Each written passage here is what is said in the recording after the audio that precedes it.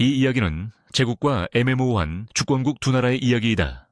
이 두 나라는 애매모호한 곳에 사는 사람들을 마녀로 여겨 적이다. 그 마녀들은 제국이 위험하다고 보는 별의 힘을 가진 능력을 가지고 있다. 1년 전 제국의 성인 제자인 이스카는 어린 마법사를 감옥에서 해방시킨다. 이로 인해 그는 체포되고 성인 제자직에서 강등되었다. 1년 후 제국은 이스카를 한 가지 조건으로 석방하기로 결정한다. 그들은 그에게 그의 범죄에 대한 보상을 요구한다. 애매모호한 곳에 새로운 강력한 마녀가 등장했으며 그녀는 얼음 재앙의 마녀로 알려져 있다.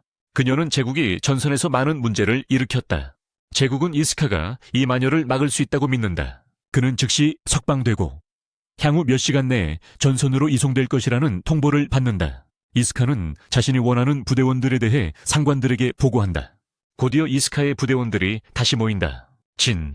네네. 그리고 미스마스 대장이 있다. 그들은 장갑차를 타고 임무 현장으로 출발한다. 여행 중 진은 네뷸러스가 아직 이스카를 모른다고 밝힌다. 그는 갇혀 있었기 때문에 그의 능력을 알지 못한다. 본질적으로 이스카는 제국의 비장의 카드다. 진은 얼음 재앙의 마녀도 위험하다고 지적한다. 이스카의 목표는 격렬한 전쟁을 끝내는 것이다. 곧 그들은 임무 현장에 도착한다. 임무 현장은 원자로 핵심이 위치한 곳이다. 마법사들이 그곳을 공격해 왔으며 이로 인해 엔지니어가 핵심 개발을 마치지 못하고 있다. 부대는 병사들이 일부 별의 힘과 교전 중임을 보고받았으며 지원이 필요하다고 한다. 부대는 즉시 차량에 타서 전투가 벌어지고 있는 곳으로 향한다. 갑자기 부대는 차량을 향해 공격이 오고 있음을 보고 미리 뛰쳐나와 피한다.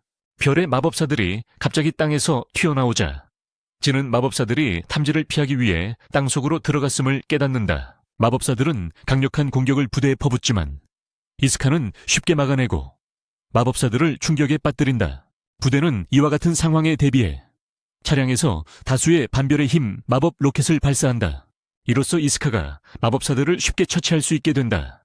바로 그때 얼음 재앙 마녀의 조수인 린이 나타난다. 그녀는 대지의 아스트랄 힘으로 골렘을 소환하지만 골렘은 이스카와 맞설 기미가 보이지 않는다. 부대의 나머지 인원은 이스카에게 린을 처리하라 하고 자신들은 나머지 병력들을 살핀다. 이스카는 린이 온갖 계략을 써도 쉽게 그녀의 무장을 해제한다. 이스카는 얼음 재앙 마녀가 어디 있는지 캐묻지만 린은 입을 다문다. 얼음 재앙 마녀가 갑자기 나타나 이스카에게 자신이 왜 얼음 재앙 마녀라 불리는지 보여준다. 그녀는 얼음의 힘으로 숲 전체를 냉동시켜 반응기가 있는 곳까지 얼려버린다. 린은 얼음 재앙 마녀가 반응기를 파괴할 수 있도록 이스카를 지연시키고 있었다. 그녀가 힘을 발동하자 반응기는 즉시 산산조각 난다. 재앙 마녀는 성인의 제자가 아닌 사람이 린과 대등한 실력을 가진 것에 놀란다. 그녀는 자신을 앨리스라고 소개한다. 알려지길 앨리스는 네뷸라스의 통치자의 딸이다. 이슈카와 앨리스가 서로 공격을 시작한다. 앨리스는 여러 차례 얼음 공격을 하지만 이슈카는 강력한 검으로 그것들을 베어낸다. 심지어 검의 복제본을 만들어내는 능력도 깨우친다. 전투 중에 이슈카는 자신의 목표가 전쟁을 멈추는 것임을 밝힌다. 전투가 너무 치열해서 강력한 앨리스도 한 발짝 물러서야 했다. 심지어 린도 이 사실에 놀란다. 앨리스는 이어서 자신의 계획이 나라들을 다시 하나로 모아 모두가 평화롭게 살게 하는 것임을 밝힌다. 연설을 하는 동안 그녀는 부드러운 표면 위에 서 있는데 곧 넘어질 뻔하다가 이슈카가 잡아준다. 상황이 어색해 보이자 앨리스는 재빨리 뛰어내린다. 그때 진과 나머지 사람들이 돌아오는 소리가 들린다. 앨리스와 린은 급히 거대한 왕실새에 올라타 날아간다. 다음 날 앨리스는 중립도시 아인으로 가 오페라에서 연극을 보기로 한다. 연극이 매우 감동적이어서 앨리스는 눈물을 흘린다. 그녀는 크게 울고 뒤에 앉은 사람도 들을 수 있을 정도다. 손수건은 이미 젖어 다른 것이 필요하다. 뒤에 앉은 소년이 그녀에게 손수건을 건넨다. 불이 켜지자 그 소년이 이스카라는 것이 드러난다. 두 사람은 오페라에서 서로를 보고 충격에 빠진다. 이제 이스카가 오페라 하우스에 어떻게 가게 되었는지 살펴보죠. 원자로 임무 후 이스카는 잠들기 어렵다고 느껴요. 미스는 그가 아이스칼리마 화이트와 싸운 후 생긴 심리적 영향일 수 있다고 말해요. 그녀는 환경을 바꾸는 걸 제안합니다. 이 방법은 그녀에게 효과가 있었고 이스카에게도 효과가 있을 수 있어요. 그녀는 중립도시에서 열릴 연극표를 아직 가지고 있어요. 그녀는 이스카에게 표를 주고 아인까지 태워줄 것도 제안해요. 여행 중 이스카는 잠들어서 그의 스승인 크로우를 꿈꿉니다. 크로우는 전설의 검을 이스카에게 건네준 사람이었어요. 이로써 이스카가 어떻게 오페라 하우스에 있게 되었는지 알 수 있습니다. 앨리스는 이스카를 보고 그가 자신을 습격하려고 온 것이라고 믿는다.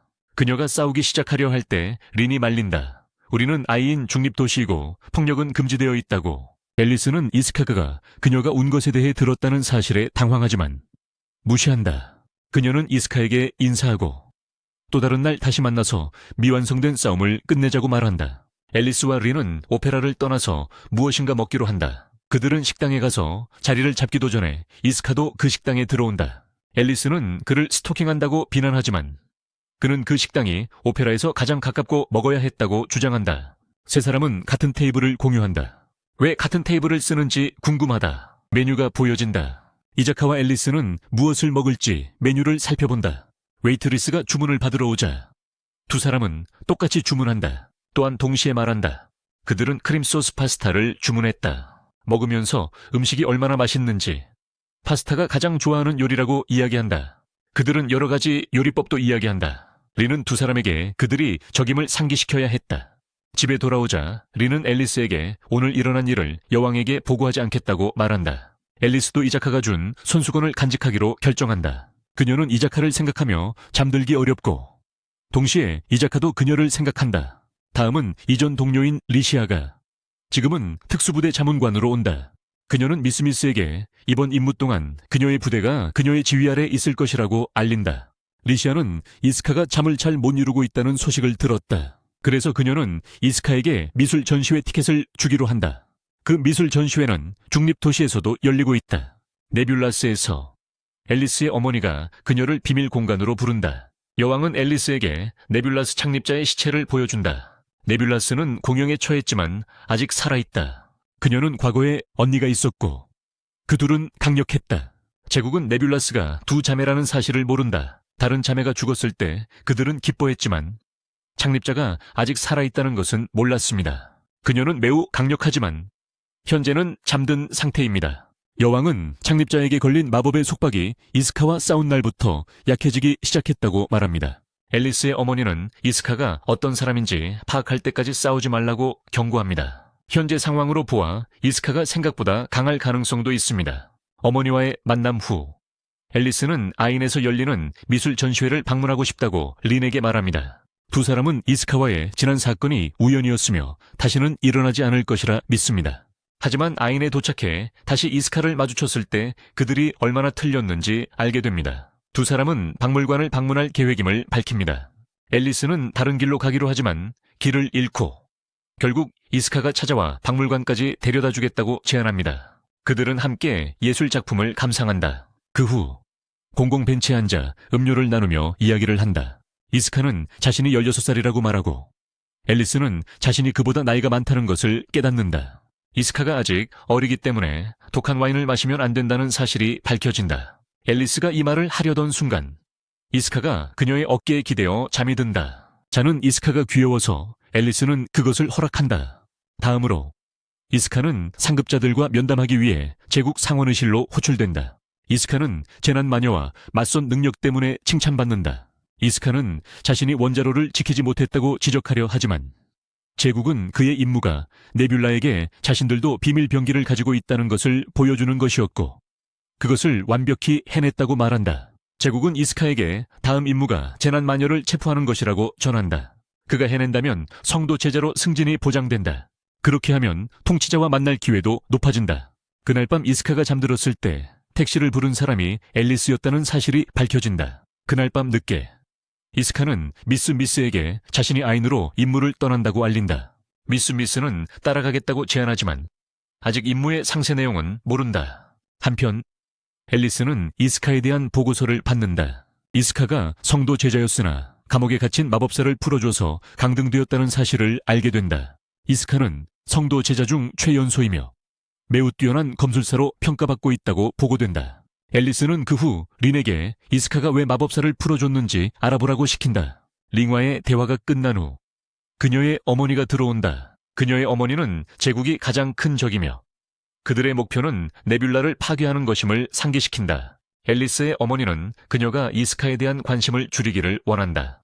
어머니가 방을 떠난 직후 앨리스는 린에게 다시 아이엔을 방문하려는 계획을 알리기 위해 전화한다. 그녀는 아이엔에서 이스카를 만나기를 희망하며 배우고 싶은 것들이 있기 때문이다. 다음 날 이스카와 앨리스는 다시 중립도시에서 만나며 이제는 서로 조화를 이루는 것 같아 놀랍지 않다. 앨리스는 미스 미스에게 자신을 소개하고 앨리스가 재앙의 마녀라는 사실에 거의 충격을 받는다. 그 그룹은 조용한 곳으로 이동해 이야기를 나눈다. 앨리스는 이스카에게 왜 마법사를 해방시켰는지 묻는다. 이스카는 그 소녀가 아직 매우 어리다고 말하지만 제국은 그것에 관심이 없다고 한다. 그의 견해는 제국과는 다르다. 이스카는 두 나라 사이의 전쟁과 증오를 멈추고자 한다. 이스카는 더 나아가 앨리스를 포로로 잡아 두 나라 간 평화 협상의 카드로 쓰길 원한다고 덧붙인다. 만약 그가 앨리스를 포로로 잡아 인질로 삼는다면 네뷸라스는 어쩔 수 없이 평화회담에 앉게 될 것이다. 그러자 앨리스는 어머니가 포로가 되더라도 평화회담에 앉지 않을 것이라며 이스카를 충격에 빠뜨린다. 네뷸라스 사람들은 제국을 너무나도 혐오한다. 그때 앨리스가 제안을 한다. 이스카가 제국을 배신하고 네뷸라스에 귀순하여 자신을 섬기겠다는 것이다. 모두가 그녀의 제안이 얼마나 터무니없는지 이야기하는 중 하늘이 갑자기 색이 변한다. 파운더가 하늘에서 나타나고 이스카는 그랜드 위치 네뷸라스가 살아있다는 사실에 놀란다. 파운더는 이스카를 감지하고 강력한 공격을 퍼붓지만 이 공격은 주변 모두에게도 영향을 미친다. 한편 앨리스의 어머니는 네뷸라스가 풀려났다는 사실을 알게 되었고 이것이 그녀를 매우 기쁘게 한다. 아무도 그녀의 권력에 맞설 수 없기 때문이다. 이스카는 네뷸라스의 공격에 영향을 받은 다른 이들을 겨우 깨운다. 앨리스는 원래 네뷸라스 편이어야 하지만 자신도 공격에 영향을 받은 것에 분노한다. 그녀는 이스카와 손을 잡고 파운더를 공격하기로 결심한다. 파운더는 앨리스가 감히 자신의 길을 막는 것에 분노하며 그녀에게 불화살을 던지지만 린이 막아서 쓰러진다. 이스카는 앨리스에게 린의 몸을 얼려서 살려두라고 얼음 능력을 사용할 것을 제안한다. 미스 미스가 린을 병원으로 데려가고 이스카와 앨리스는 파운더와 맞서게 된다. 파운더는 이스카의 검을 보고 그것들이 크로우의 검임을 알아챈다. 이스카는 네뷸라스가 자신의 주인을 알고 있다는 사실에 놀란다. 파운더와 두 사람 사이에 치열한 전투가 벌어진다. 이카가 네뷸라스를 향해 돌진하고 앨리스는 그녀의 얼음 힘을 사용해 그를 위한 방패벽을 만들어낸다.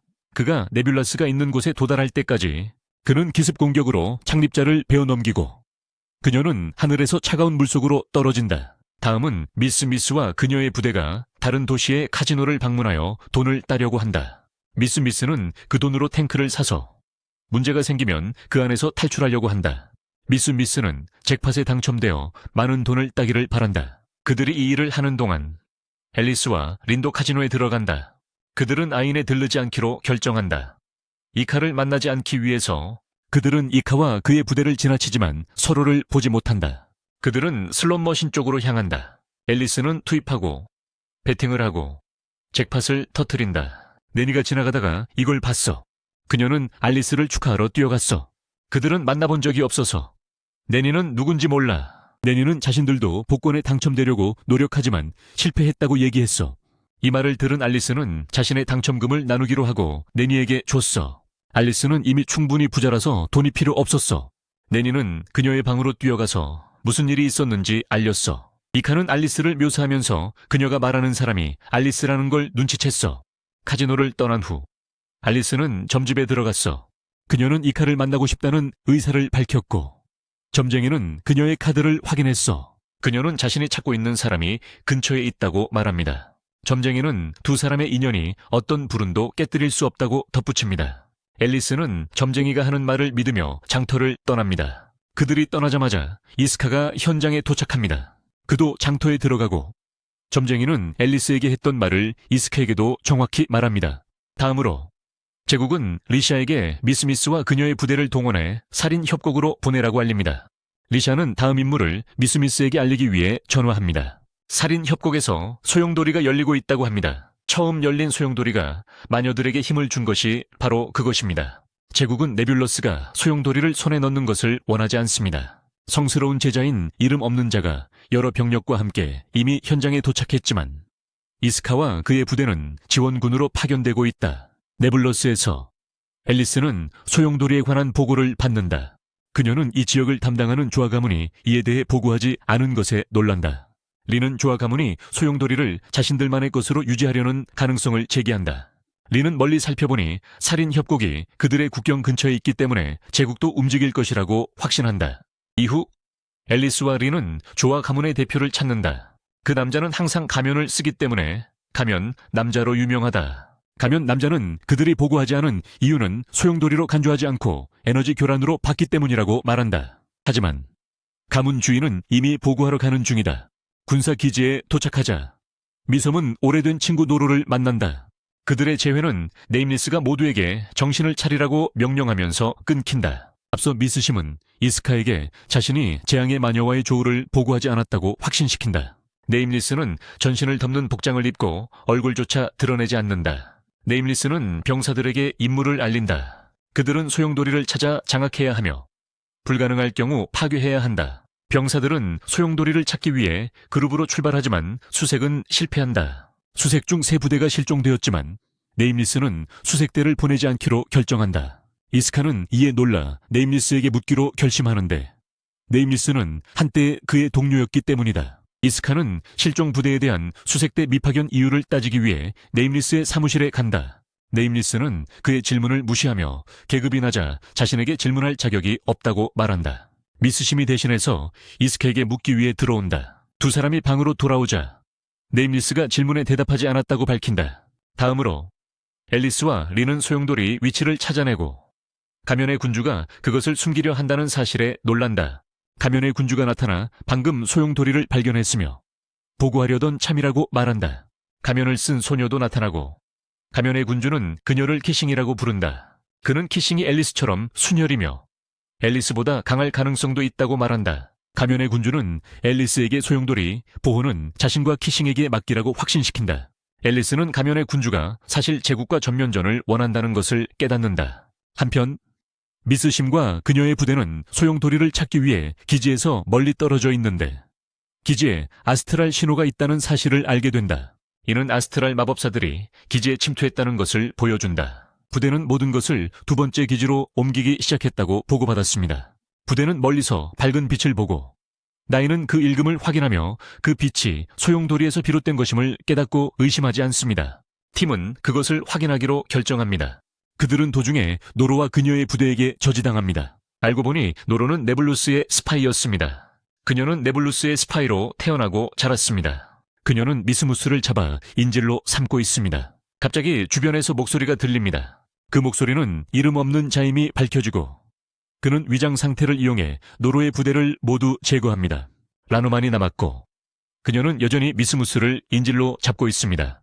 그녀는 갑옷 차량을 향해 달리기 시작한다. 나미리스가 그녀에게 칼을 던지지만 이스카가 막아낸다. 그 칼에 맞았으면 라노와 미스리스 모두 목숨을 잃었겠지만 라노는 미스리스와 함께 탈출하고 나미리스는 적기지에 폭탄을 떨어뜨리겠다는 약속과 함께 떠난다. 네블루스 군사기지에 도착한 라노는 이미 포로로 잡힌 미스리스를 데리고 있다. 미스리스는 앨리스를 알아보고 그녀의 이름을 말하려 하지만 린이 그녀를 때려서 두 사람이 만난 적이 있다는 비밀을 지킨다. 앨리스는 이스카를 찾기 위해 적기지로 가기로 결심한다. 그녀는 이스카와 싸우고 싶어 한다. 한편 이스카와 부대는 아직 기밀로 침투할 방법을 찾으려 하는데 그들은 이미 제국이 미사일을 기지에 발사하고 있다는 사실을 깨닫는다. 네블루스는 걱정하지 않는다. 왜냐하면 그들은 이미 2번째 기지로 대피를 시작했기 때문이다. 이스카는 제 시간에 도착하여 라노가 미스리스를 안고 있는 것을 발견한다. 그는 미스리스를 라노의 손에서 자유롭게 만든다. 라노가 그를 공격하려 하지만 이스카는 그의 수준을 훨씬 뛰어넘었어요. 바로 그때 키싱이 현장에 도착합니다. 이스카는 키싱이 혈통이 순수하다는 것을 깨닫고 이미 그녀를 가볍게 볼 수 없다는 걸 알게 돼요.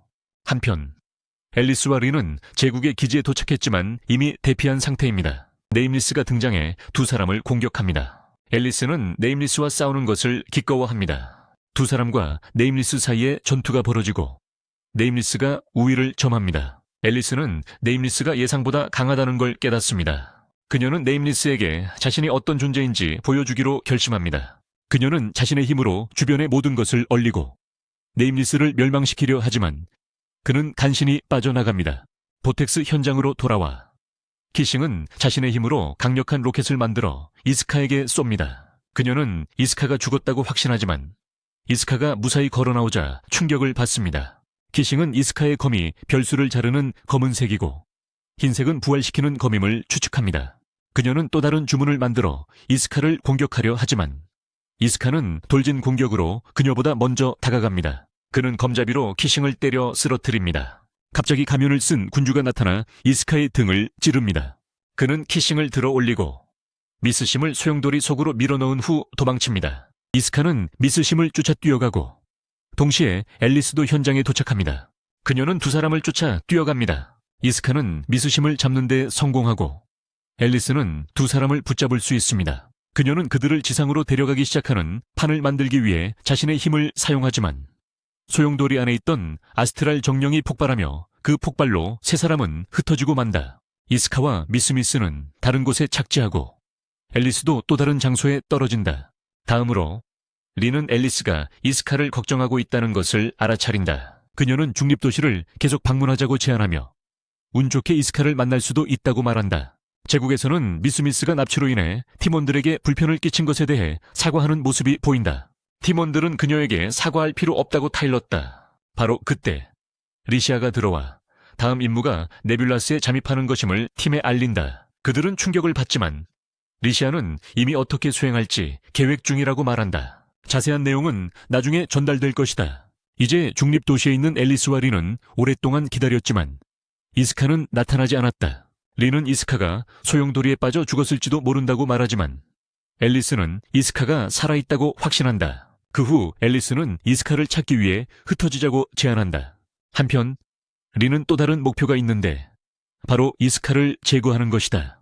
그녀는 이스카가 앨리스에게 방해가 된다고 믿는다. 선거가 다가오고 있고 다른 집안들은 그녀의 어머니 이후 계승자인 앨리스를 전복하려 할지도 모른다. 제국으로 돌아오니 팀은 아직도 제국이 내리는 불가능한 임무에 충격을 받고 있다. 미스무스는 어깨의 불편함을 느끼기 시작한다. 그들은 그것을 확인하기로 한다. 미스무스는 어깨의 옷을 벗고 모두는 그녀의 어깨에 새겨진 별자리 문양을 보고 깜짝 놀란다. 그들은 별의 정령이 그녀가 소용돌이 속에 있을 때 그녀를 영혼으로 삼았다고 추정한다. 간단히 말해 미스미스는 이제 마녀가 되었다. 제국이 이 사실을 알게 되면 반드시 그녀를 처단할 것이다. 최소한의 처벌도 제국이 그녀를 감금하는 것이다. 팀은 이런 일이 일어나지 않길 원하며 비밀로 하기로 결정한다. 나중에 나나, 진, 그리고 이스카가 만나서 할 수 있는 일을 논의한다. 미스미스가 성스러운 제자 앞에서 자신의 신분을 숨길 방법은 없다. 숙련된 자나 성전사와 마주치면 반드시 들통난다. 논의 중 이스카가 한 가지 아이디어를 떠올린다. 다음 날 이스카는 미스미스를 중립도시로 데려간다. 그들은 어떻게 할지 결정할 때까지 그녀는 그곳에 머무를 것이다. 그가 도시에 들어가면 제국은 그녀에게 아무것도 할 수 없다. 공원에 잠시 앉아있던 미심은 두 사람을 위해 무언가 마실 것을 가지고 오기 위해 일어선다. 그때 앨리스가 현장에 도착하고 두 사람은 인정하지 않으려 해도 서로를 보며 기뻐한다. 이스카는 앨리스에게 자신이 중립도시에 비밀 임무로 와 있다고 말한다. 앨리스는 그에게 자세히 말해달라고 부탁한다. 이스카가 말하려 할 때 린이 나타난다. 린은 이스카에게 술을 권하고 그는 그것을 받는다. 그는 어지러움을 느끼기 시작하고 린은 술에 수면제 약물을 넣었다고 고백한다. 그가 마실 줄은 몰랐고 독약을 넣지 않은 것을 후회한다. 앨리스는 중립도시에서 그런 짓을 한 것을 꾸짖지만 이미 일이 벌어지고 만다. 린은 그들이 할 수 있는 유일한 선택은 이스카를 구금하는 것이라고 말한다. 그녀는 이스카를 어깨에 안는다. 바로 그때 미스미스가 현장에 도착한다. 그녀는 린과 앨리스가 중립도시에서 벌이는 일을 보고 놀란다. 앨리스는 설명할 수 없다고 말하고 이 말에 미스미스는 화가 난다. 갑자기 그녀의 어깨에서 밝은 초록빛이 빛난다. 그녀는 앨리스를 향해 달려들지만 앨리스는 얼음 마법으로 그녀를 제압한다. 미스미스는 무력하게 앨리스와 린이 이스카를 데려가는 것을 지켜본다. 앨리스는 자신만만한 표정을 지으며 걸어간다. 아마도 미스미스가 이제 마녀가 되었기 때문일 것이다. 나중에 리시아는 황제에게 이스카가 네뷸러스에게 붙잡혔다고 알린다. 앨리스는 린에게 이스카를 네뷸러스의 수도나 주요 도시로 데려가서는 안 된다고 지시한다. 이스카가 네뷸러스에 발을 들이면 반드시 처형될 것이다. 그들은 그를 네뷸러스의 13번째 지방인 알카트라즈로 데려가기로 결정한다. 그 감옥 전체는 죄수들을 위해 특별히 만들어졌지만 앨리스는 그 지방에 안전한 은신처가 있다. 황제와의 논의 후 리시아는 군 지도자들과 대화를 나눈다. 그들은 그녀에게 진행 중인 비밀 작전을 계속하라고 하지만 그녀는 황제가 이스카 구출을 최우선으로 두었다고 알린다. 리시아는 이단의 악마로 알려진 살린저라는 남자를 구출하기 위해 알카트라즈에 몰래 침입할 계획을 고위층에 보고한다. 그는 한때 여왕에게 반기를 들었고 그로 인해 감금되었다. 리시아는 이어서 이스카의 팀원들과 연락을 취한다. 그녀는 네뷸러스에 들여보내지지 않고 들어가기 위해 사용할 계획을 그들에게 보여준다. 그는 사용자의 아스트랄 문장을 새기도록 설계된 분무기를 꺼낸다. 문장은 아스트랄 에너지를 방출하기 시작할 것이다. 이것으로 그들의 시스템을 속여 탐지를 피할 수 있을 것이다. 문장은 일주일 동안 유지될 것이다. 리시아는 분무기를 꺼내 닌에게 사용하고 완벽하게 맞는 문장이 형성된다. 진은 하나의 용기를 챙기고 미심에게 어깨를 들어 올리라고 요청한다. 그녀는 자신의 아스트랄 문장이 위치한 같은 자리에 분무한다. 진도 문장을 바르고 이제 출발할 준비가 되었다. 팀은 이제 알카트라즈로 향해 이스카를 찾을 것이다. 앨리스와 린이 이스카를 옮기고 있을 때 그가 깨어난다. 앨리스는 그가 앞으로 몇 시간은 깨어있지 말아야 하는데 이렇게 높은 내성을 가진 것에 놀란다. 앨리스는 린이 자신의 의지로 행동했으며 그로부터 명령을 받은 것이 아니라고 이스카에게 급히 말한다. 린은 또한 이스카가 의심 없이 술을 쉽게 받아 마신 것을 탓한다. 한편 진과 팀원들은 네뷸러스의 경계를 무사히 통과했다. 앨리스, 이스카, 린은 앨리스의 은신처에 도착한다. 이스카는 수갑이 채워져 움직임이 제한된다. 린은 이스카를 믿지 않기 때문에 그렇게 두고 싶어 한다. 한편 진과 팀원들은 리시아가 알카트라즈에 있다는 사실도 알게 된다. 앨리스가 방을 비운 사이 린은 이스카를 죽이려 하지만 앨리스가 제때 돌아와 그녀를 막는다. 한편 진과 팀은 감옥에 몰래 들어가는 데 성공했지만 리시아는 따로 행동하고 있다. 그들은 이것에 놀라며 리시아가 전혀 다른 일로 그곳에 있다고 결론 내린다. 리시아는 성인의 제자이며 성인의 제자가 제국을 떠나는 것은 매우 드문 일이다. 그들은 제국에 머물며 황제를 보호해야 한다. 그녀가 제국을 떠난다는 것은 그녀가 추구하는 바도 중요하다는 것을 보여준다. 앨리스의 성으로 돌아와. 앨리스는 자신을 이스카에게 수갑 채우기로 결심하지만 곧 앨리스가 화장실에 가야 해서 계획은 다시 실패한다. 이스카는 그 다음 린에게 수갑이 채워진다. 린은 이스카를 영원히 알카트라즈에 가둬두려는 계획을 밝힌다. 앨리스가 목욕을 마치고 등에 있는 거대한 문장을 이스카에게 보여주며 자신에 대해 어떻게 생각하는지 묻는다. 이스카는 그 문장을 가진 자들을 악마로 여기지 않는다고 밝힌다. 이것이 그가 전쟁을 멈추고 싶어하는 이유 중 하나입니다. 그는 미스마스도 이제 문장을 가지고 있다고 밝히며 그것이 그녀를 보는 시각이나 존중하는 마음을 바꾸지는 않는다고 말합니다. 한편 리시아는 살린저의 감방으로 몰래 들어가 대화를 나눌 수 있었습니다. 리시아는 제국이 네뷸라스를 침공하려는 계획과 그들이 그의 도움이 필요한 이유를 살린저에게 알립니다. 살린저는 자신이 복수를 원한다고 믿는 리아스와 제국을 비웃습니다. 하지만 그는 감옥에 있는 것이 지겨워서 그들을 도울 준비가 되어 있습니다. 지금 앨리스의 은신처에서 이스카는 잠을 잘 이루지 못해 밖으로 나가기로 합니다. 앨리스도 그와 함께 밖에 나옵니다. 앨리스는 멀리 보이는 올레루간 감옥 탑을 가리킵니다. 그녀는 이스카에게 그 탑에 그들이 가둔 가장 위험한 범죄자가 있다고 말합니다. 물론 그녀가 말하는 사람은 세일링거 외에 아무도 아니다. 린이 도착해 제국의 은밀한 팀들이 네뷸라스에 침투했다는 보고를 받았다고 앨리스에게 알린다. 이스카는 처음부터 그와 함께 있었기 때문에 상황에서 제외된다. 지금 탑 안에서 비상경보가 울리고 미스마스의 부대는 자신들이 발각되었음을 깨닫는다. 갑자기 폭발로 인해 건물이 격렬하게 흔들리기 시작한다. 폭발은 세일링거가 감방에서 탈출한 결과다. 그는 지하 감방에서 건물 꼭대기까지 구멍을 뚫어 탈출한다. 그 후 리시아가 미스마스에게 이스카가 탑 안에 없으니 경비병에게 잡히기 전에 탈출할 방법을 찾으라고 전한다. 진은 이미 경비병들이 주변에 있다고 한탄하며 리시아가 더 일찍 소통했어야 했다고 말한다. 앨리스도 세일링거가 감방에서 탈출했을 가능성이 있다는 소식을 듣는다. 그녀는 린에게 운송수단을 준비하라고 지시하고 곧바로 출발할 것이다. 그 후 앨리스는 이스카에게 부탁하면 도와줄 거냐고 묻지만 이스카는 대답하지 않는다. 앨리스는 검은 손수건을 꺼내 탁자 위에 올려놓는다. 그 손수건은 이스카가 준 손수건을 대신하는 것이라고 말한다. 앨리스는 이스카에게 작별 인사를 한 뒤 떠난다. 룰레간 타반에서 장과 그의 팀은 경비병들을 한 곳에 모으기 위해 미끼가 필요하다. 미스마스는 자신의 아스트랄 크레스트 때문에 미끼 역할을 하기로 결정한다. 경비병들은 그녀가 탈출한 마법사 중 한 명이라고 쉽게 믿을 것이다. 미스마스는 뛰쳐나와 경비병들의 주의를 자신에게 끈다. 경비병들은 그녀를 쫓기 시작하고 마침내 그녀를 궁지에 몰아넣는다. 그들이 그녀를 처형하려 할 때 진과 네네가 뒤에서 경비를 제압한다. 잠시 후 이스카는 미스마스로부터 전화를 받는다. 이상하게도 이스카는 앨리스가 그의 전화기를 두고 간 사실에 놀란다. 그룹은 어디서 만날지 이야기한다. 유일한 문제는 이스카가 손목자수를 어떻게 풀지이다.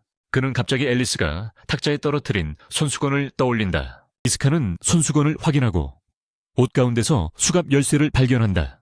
그는 앨리스가 손수건을 주었을 때 그녀의 의도를 빨리 알아채지 못했던 자신이 슬프다. 그는 열쇠로 수갑을 풀고 부대의 자신이 곧 출발할 것이라고 알린다. 다음은 제국의 다른 요원들이 방화 사고를 일으켜 주의를 돌리고 앨리스가 그곳에 가서 불을 끈다. 경비병들은 공주가 그들 가운데 있다는 사실에 놀라서 모두 경의를 표하며 절합니다. 리는 그 후 살린거의 감옥으로 향하여 그를 직면합니다. 한편 이스카도 부대와 재편성했고 미스마스는 그의 별의 검들을 건네줍니다. 검들을 회수한 후 이스카는 떠나며 그들에게 기다리라고 말합니다. 그는 감옥 탑으로 가는 길인 것 같습니다. 리는 잔해 위에 앉아있는 살린거를 발견합니다. 그는 자신이 왕이라고 말하며 모든 순수열 통자를 제거하고 그들의 힘을 차지하겠다는 계획을 밝힙니다. 리는 대지 마법으로 그를 공격합니다. 살린거는 린이 얼마나 강력한지 놀라지만 그저 웃기만 합니다. 린은 위협이 되지 않기 때문입니다. 살린거는 린의 모든 공격을 막아내고 치명적인 일격으로 되갚아줍니다. 린이 땅에 넘어져 더 이상 몸을 움직일 수 없게 됐다. 살린거는 그녀를 끝내기 위해 무적의 강력한 공격을 쏘아 올리지만 이스카가 제때 나타나서 그 공격을 베어낸다. 살린거는 이스카가 자신의 무적 공격을 베어내자 놀란다. 이어서 이스카는 린에게 그가 살린거를 무찔러서 성공한다면 자신과 팀이 네블루스를 자유롭게 떠날 것을 약속하라고 한다. 한편 앨리스의 누이인 시스벨은 알카트라즈에서 벌어지고 있는 문제 소식을 듣는다. 그녀는 누이가 그곳에 있다는 것도 알게 되고 그녀가 상황을 장악하고 있음을 안다. 이스카와 살린거의 전투가 점차 시작된다. 살린거는 보이지 않는 공격으로 그를 시험하지만 이스카는 순간 반응하여 공격을 베어낸다. 살린거는 이스카가 자신의 기술에 대처하기 위해 감각을 예민하게 키운 것임을 추측한다. 이스카가 빠른 속공을 사용하자 살린거는 거의 겁에 질려서 화장실에 가는 듯한 표정을 짓는다. 이즈카는 세일린저 주위에 바람 장벽이 없었다면 싸움을 그 자리에서 끝냈을 것이다. 세일린저는 다른 차원 에너지로 이즈카를 공격하기 시작한다. 한편 네임리스는 앨리스를 찾아냈다. 앨리스는 그와 싸울 준비가 되어 있지만 네임리스는 다리 위로 뛰어올라 그곳에서 탈출하기로 결심한다. 앨리스는 멀리서 이즈카와 세일린저의 격렬한 전투를 바라본다. 장면은 세일린저와 이즈케게로 전환된다. 세일린저는 두 가지 차원 마법 공격을 합쳐 이즈케게 던진다. 이즈카는 공격을 베어내려 하지만 그 결과 생긴 폭발에 휘말리고 만다. 세일린저는 이즈카가 죽었다고 믿으며 린을 조롱하기 시작한다. 린은 이즈카가 폭발에서 살아나올 것이라 꽤 확신하고 있다. 그녀는 이스카가 창립자를 물리칠 수 있었다고 밝힌다. 그리고 힘으로 따지면 창립자가 셀린저보다 더 강하다. 린이 말을 끝내기도 전에 이스카가 갑자기 나타나고 셀린저의 얼굴에 두려움이 뚜렷하게 드러난다. 이스카는 셀린저에게 그의 두검이 강력하다고 알린다. 그는 흰 검을 사용해 공격과 폭발을 막는 방패를 만들어냈다. 이스카는 셀린저를 물리칠 수 있다고 믿기에 앨리스를 실망시키지 않으려 한다. 셀린저는 린을 없애려 모래폭풍을 일으키지만 앨리스가 제때 도착해 얼음 마법으로 공격을 막아낸다. 셀린저는 두 자루의 검을 만들어 이스카와 정면 승부를 시도하지만 이스카는 속도 공격으로 셀린저의 검을 부수고 강력한 일격을 가한다. 셀린저는 마침내 자신과 맞설 만한 상대를 찾았음을 인정하고 일단 후퇴하기로 한다. 다음 날 앨리스는 린에게 모든 것을 폐하께 보고해야 한다고 말한다. 앨리스는 이스카가 수갑을 풀고 도망치지 않고 도우러 온 것에 감사해야 한다. 한편 네임리스는 제국으로 돌아온다. 네임리스가 비행기에서 내려오고 진짜 네임리스가 그를 기다리고 있다. 가짜 네임리스가 가면을 벗자 그날 밤 앨리스와 마주쳤던 사람이 리시아였음이 드러난다. 네임리스는 리시아에게 네뷸라스 중심 도시 침투 임무가 성공적이었다고 알린다. 알고 보니 네임리스와 그의 부대는 알카트라즈 문제를 겪는 동안 이미 네뷸라스에 침투해 있었다. 이제 그들은 국가 내에 감시망을 구축했다. 리시아는 모든 것을 황제에게 보고할 예정이다.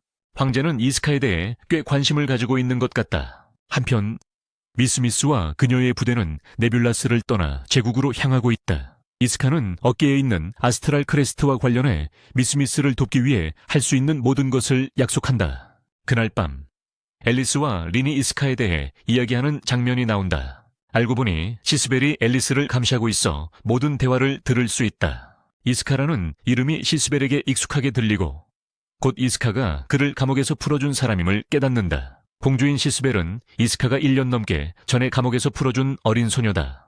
다음으로 네임리스와 리시아가 황제를 찾아간다. 황제를 가장 흥분시키는 것은 앨리스가 이스카를 사랑하고 있다는 사실이다. 이 점이 만약 네뷸라스를 공격한다면 약점으로 작용할 것이다. 시스벨은 또한 누군가가 자신의 어머니를 노리고 있다는 꿈을 꾼다. 나중에 여왕이 시스벨을 왕좌의 방으로 부른다. 그녀는 시스벨이 알셈이라 시에 가기를 원한다. 알탐이라는 아이인처럼 중립을 선언하지 않았고 거기서 들려오는 소식에 따르면 제국과 공모하고 있다고 한다. 여왕은 시스벨이 자신의 능력을 이용해 정보를 수집하기를 원한다. 알고 보니 시스벨의 능력은 그녀가 없더라도 사람들의 대화를 엿들을 수 있게 해준다. 또한 그녀는 자신의 능력으로 과거를 방문해 정보를 얻을 수도 있다. 시스벨이 방을 나서자마자 여왕은 첫 번째 공주인 엘리티르가 돌아오는 중임을 알게 된다. 엘리티르는 맏딸이고 앨리스는 둘째이며 시스벨은 셋째 딸이다. 이제 제국에서는 미스 부대가 강제 휴가를 받았다. 그들은 과로해서 휴가가 필요하다고 여겨진다. 미스는 이번 휴가로 별의 시험이 조금 더 연장될 것이라 기뻐한다. 팀은 미스의 아스트랄 크레스트를 숨길 방법을 찾을 기회가 생겨 기뻐한다. 곧이어 엘리티르가 돌아오고 앨리스는 그녀를 맞이할 준비를 한다. 가는 길에 시스벨을 보지만 시스벨은 형식적인 절차에 관심이 없다. 리는 시스벨이 최근에 이상하게 행동하고 있다고 지적한다. 앨리스는 그것을 다가오는 선거로 인한 스트레스와 압박감 때문이라고 생각한다. 리는 또한 시스벨이 곧 떠날 여정에 대해 앨리스에게 말해준다. 잠시 후 시스벨은 그녀의 집사 슈바르츠를 만난다. 두 사람은 즉시 알세미라로 출발할 준비를 한다. 시스벨은 경호원이나 관리들을 데려가지 않기로 했는데 그들을 믿을 수 없기 때문이다. 그녀는 평소 궁전 내 인물들을 감시하는 힘을 사용하며 그들의 의도가 순수하지 않다는 것을 알고 있다. 앨리스는 어머니의 뒤를 이을 유력 후보로 여겨지지만 반대하는 사람들도 있다. 한편 엘리티르는 가면의 군주와 만나고 있다. 엘리티르는 네뷸러스에 제국을 위해 일하는 누군가가 있다고 밝힌다. 곧이어 이스카와 그의 부대가 휴가를 위해 알세밀에 도착한다. 이곳은 시스벨이 임무를 위해 방문 중인 같은 도시다. 팀은 해변을 방문해 거의 즉시 즐기기 시작한다. 그들은 많은 음료를 마시고 미스미스는 기절하고 만다. 호텔로 돌아가던 중 닌이 화장실에 가야 해서 이스카가 기다려 주었다. 진과 미스미스는 계속 호텔로 가는데 진이 미스미스를 안고 있다. 이스카는 나나를 기다리던 중 누군가와 부딪혔다. 뒤돌아보니 그가 마주한 사람은 시스벨. 감방에서 풀어준 그 소녀였다. 더 이상 대화가 이어지기 전에 닌이 도착하고 시스벨은 즉시 자리를 떠났습니다. 그 후 시스벨은 슈왈츠에게 자신이 본 사람에 대해 말합니다. 그녀는 밤에 자신의 발견을 말하겠다고 약속합니다. 그날 밤 시스벨은 이스카와 마주친 곳으로 다시 돌아옵니다. 그 후 그녀는 자신의 능력을 사용해 이스카의 행선지를 추적하기 시작합니다. 시스벨과 슈왈츠는 이스카가 비밀 작전으로 도시 안에 있다고 믿고 있습니다. 한편 앨리스와 린은 여왕에게 호출받았습니다. 여왕은 또한 시스벨에게서 뭔가 다른 점을 눈치채고 그녀의 방을 수색하길 원합니다. 그들은 그녀의 방에 들어가 수색을 시작합니다. 앨리스와 린은 시스벨의 방에서 이스카에 관한 기사를 보고 놀랍니다. 사람들은 시스벨이 이스카를 어떻게 하는지 궁금해한다. 한편 시스벨은 이스카의 방에 몰래 들어가는데 성공했다. 그녀는 이스카에게 네뷸라스로 함께 돌아가자고 요청한다. 시스벨의 방으로 돌아온 앨리스는 시스벨이 자신의 영적 능력으로 모든 대화를 엿들었을까봐 걱정한다. 린은 시스벨의 능력은 300m밖에 미치지 못한다고 안심시킨다. 또한 시스벨이 앨리스가 공모자라고 의심할까봐 걱정된다. 이제 이스카의 호텔방에서 시스벨은 지난번 도와줘서 고맙다고 말한다. 이스카가 실제로 도와줄 거라고 보면 믿지 못했지만 무사히 탈출할 수 있었다. 시스벨은 감사의 표시로 이스카에게 팔찌를 주지만 그는 겸손히 거절한다. 그는 보상을 받으려고 도운 것이 아니었다. 시스벨은 이스카에게 자신이 왕실 하인이라고 거짓말을 합니다. 자신이 공주라는 사실은 밝히지 않았습니다. 시스벨은 이스카에게 네뷸라스로 함께 돌아가자고 재촉합니다. 이스카는 멍하니 서서 양처럼 아무 말도 하지 못합니다. 시스벨은 떠나면서 그의 답변을 받으러 다시 오겠다고 약속합니다. 떠나기 전 시스벨은 그에게 팔찌를 떨어뜨립니다. 한편 리는 여왕에게 제안을 합니다. 그녀는 앨리스가 시스벨을 찾아가 좋은 시간을 보내길 원합니다. 시스벨이 언니와 편안해지면 마음을 터놓을 수 있을 것입니다. 지금 제국에서는 상원이 시스벨이 알세밀에 혼자 있다는 소식을 받습니다. 이건 그녀를 잡을 좋은 기회인 것 같아. 상원은 방금 개발한 새로운 기계를 알세미라로 보내 시스벨을 잡으라고 명령한다. 다음으로 엘레티르는 가면 자객과 또 다른 만남을 주선한다. 그녀는 가면 자객에게 두 자매가 제국과 내통하고 있다고 의심한다고 말한다. 가면 자객은 이에 놀라며 사건을 조사하겠다고 약속한다. 앨리스는 알세미라로 가던 중 버스가 무언가에 부딪힌다. 그녀는 내려서 확인해보니 알세미라로 이어지는 거대한 발톱 자국을 발견한다. 즉시 뭔가 잘못됐다는 느낌을 받는다. 나중에 이스카가 팀 전체를 다른 호텔로 옮긴다. 그들은 호텔을 옮기는 것에 놀라지만 이스카는 그 이유를 말하지 않는다. 그들은 아직도 미스 아스트랄의 문장을 찾는 해결책을 찾아야 해요. 팀은 걱정할 필요 없어요. 리나 남았으니까 해결책을 찾을 시간이 있어요. 그들은 곧 호텔에 도착해요. 이스카는 잠시 자리를 비우겠다고 하지만 지는 그에게 무언가 일이 벌어지고 있다고 의심해요. 이스카는 호텔 밖으로 나와 시스벨을 만나요. 그는 그녀가 어떻게 자신이 있었던 곳을 알았는지 충격받았어요. 그는 시스벨에게 따라오라고 하며 조용하고 평화로운 곳에서 이야기하자고 해요. 그들은 안전하다고 생각하는 장소에 도착해요. 시스벨은 자신의 별자리 마법이 과거를 영상처럼 보여줄 수 있다고 밝혀요. 이런 종류의 힘은 공간과 시간을 방해하기 때문에 매우 드문 능력이에요. 시스벨이 그와 정보를 공유하는 것을 보고 이스카는 놀란다. 시스벨은 그가 자신을 믿어주기를 원하며 그래서 정직하게 말하는 것이라고 한다. 정직하다는 말에 시스벨은 자신이 공주이고 전에 그가 믿게 만든 하인과는 다르다는 것을 밝힌다. 이 소식에 이스카는 충격을 받고 시스벨이 앨리스의 누이임을 깨닫는다. 시스벨은 또 누군가가 그녀의 어머니를 죽이려 하고 혼란을 일으키려 한다고 밝힌다. 그는 누군지 모르지만 누군가 악한 계획을 세우고 있다는 것을 알고 있다.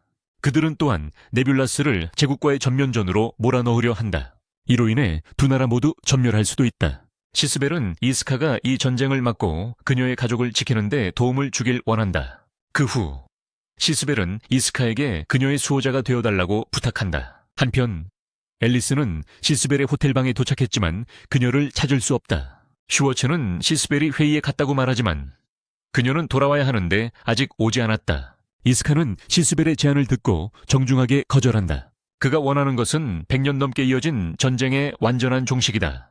그의 목표는 두 나라가 평화롭게 대화하는 것이다. 바로 그때 가면을 쓴 군주가 시스벨 뒤에 나타난다. 그는 시스벨을 배신자라며 적과 만났다고 비난한다. 이미 그들의 대화 녹음도 가지고 있다. 시스벨은 도망치기 시작하고 가면 군주는 병사들에게 그녀를 쫓으라 명령한다. 이스카가 길을 막고 나서며 모두 상대할 준비가 되어 있다. 시스벨은 여전히 도망치고 있는데 갑자기 마녀사냥 기계가 나타나 그녀를 멈추게 한다. 모든 사람들이 놀라며 앞에 서 있는 것이 무엇인지 바라본다. 새처럼 보이는 로봇이 등장하자 모두의 등골이 오싹해진다. 가면 쓴 군주는 신경 쓰지 않으며 여전히 병사들에게 시스벨을 잡으라고 지시한다. 이스카가 뛰어들어 싸우려고 한다. 우리는 가면 쓴 군주의 별의 힘이 그를 순간이동시킬 수 있다는 것을 알게 된다. 바로 그때 진과 부대원들이 도착한다. 진은 자신이 뭔가 잘못됐다는 것을 의심했고 그래서 모두를 따라오게 했다고 밝힌다. 기계는 자신이 있는 모든 사람을 스캔하며 미스무스를 목표물로 지정한다. 가면 쓴 군주는 병사들에게 기계와 교전하라고 명령한다. 가면을 쓴 군주가 진의 주의를 끌고 그는 분노해서 병사들에게 불덩어리를 던지라고 명령한다. 이스카는 검을 챙기고 시스벨에게 해를 끼치기 전에 기계 뒤로 달려간다. 니는 이스카가 로봇과 바쁘는 동안 공격을 시작한다. 공격이 끝나자 그녀는 미사일 폭탄을 기계에 퍼붓고 그것이 파괴됐다고 믿는다. 반면에 가면 군주와 진 사이에 근접전이 벌어진다. 진은 손놀림으로 권총을 꺼내가면 군주의 가슴에 쏜다. 가면 군주는 재킷 주머니에 있던 녹음 장치로 구원받는다. 이로써 그가 시스벨에게 갖고 있던 증거는 사라진다. 가면 군주는 휘발유가 담긴 통을 밀어내고 부하들에게 불 붙이라고 지시한다. 그들은 통에 불을 붙이려 하지만 쉽지 않다는 것을 알게 된다. 알고 보니 미스미스의 아스트랄 힘은 바람의 힘이었다. 그녀의 힘이 병사들의 마력을 방해해 불마법을 사용할 수 없게 만들었다. 가면을 쓴 군주는 상황이 또 자신에게 불리하다는 것을 깨닫고 후퇴하기로 결정한다. 이스카, 네네. 그리고 시스벨은 기계가 다시 나타나자 충격을 받는다. 기계는 시스벨에게 강력한 에너지 발사를 하지만 이스카가 그녀를 재빨리 피하게 한다. 시스벨은 연막을 만들어 이스카가 가까이 다가가 기계의 핵심에 검을 꽂을 수 있게 돕는다. 그들은 끝났다고 생각했지만 기계가 갑자기 개미 같은 로봇으로 변신한다. 기계는 시스벨을 포획하고 이스카는 로봇을 물리치고 시스벨을 구하기 위해 모든 힘을 다한다. 이스카는 이 기계가 어떤 힘으로 움직이는지 궁금해한다. 그때 앨리스가 현장에 도착한다. 그녀는 그 기계가 아스트라 정령임을 밝힌다. 두 사람은 함께 기계에 연속 공격을 가한다. 기계가 아스트랄 언어로 말을 하기 시작한다. 앨리스와 이스카는 손을 맞잡아 힘을 더한다. 그들은 치명적인 에너지 폭발을 발사하여 마침내 괴물을 물리친다. 시스벨은 괴물의 소나기에서 벗어난다. 황제 원로원은 기계의 실패 소식을 듣고 이스카를 경계하기로 한다. 사태가 진정된 후 시스벨은 앨리스와 이스카가 서로 아는 사이인지 묻지만 두 사람은 부인한다. 이것에 흥분한 시스벨은 이스카에게 자신의 기사로 있으라고 제안한다. 이스카는 친구들의 목소리를 듣고 그 기회를 이용해 탈출한다. 다음으로 황제 윤멜긴이 셀린저를 만난다. 알고 보니 두 사람은 오래전부터 알고 지낸 사이였다. 앨리스의 어머니도 에레티르를 부른다. 여왕은 에레티르가 왕국을 그녀의 자매들에게 대항하게 만들려 했다는 것을 알고 있다. 그 후 여왕은 불길한 질문을 던진다. 진짜 에레티르는 어디에 있느냐고 묻는다. 알고 보니 사칭자가 진짜 공주에게 무언가를 한 상태였다. 셀린저와 황제는 어떻게 아는 사이일까? 진짜 에레티르는 어디에 있는가? 가면의 군주의 계획은 무엇인가요? 제국의회는 무엇을 하고 있나요? 앨리스와 이스카는 어떻게 될까요? 이것들이 다음 장의 절정을 이끄는 질문들입니다.